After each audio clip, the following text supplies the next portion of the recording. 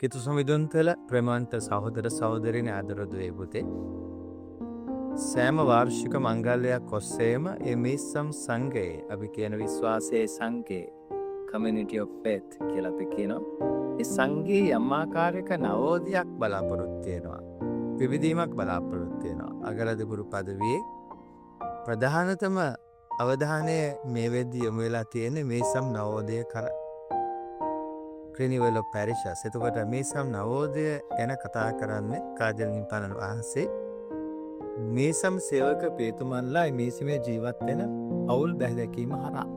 අවුල් බැහැදකීම අනිවාර්යයි.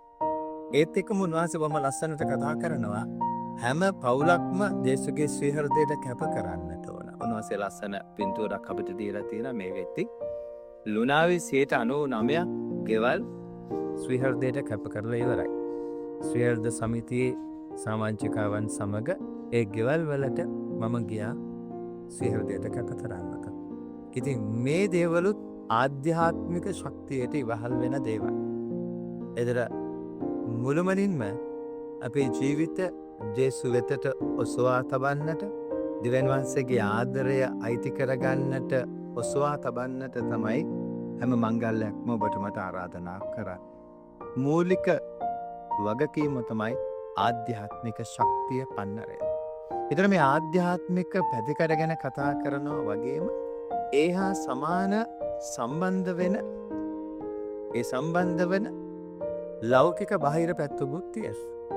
අපි දේවස්ථානයේ ඉදිරි බුබුලු වලින් ආලෝකමත් කරනවා. අනිත් දවස්වල යම් යම් විශේෂත්ව ඉස්මතු වෙන ආකාරයට කටයුතු කරනවා.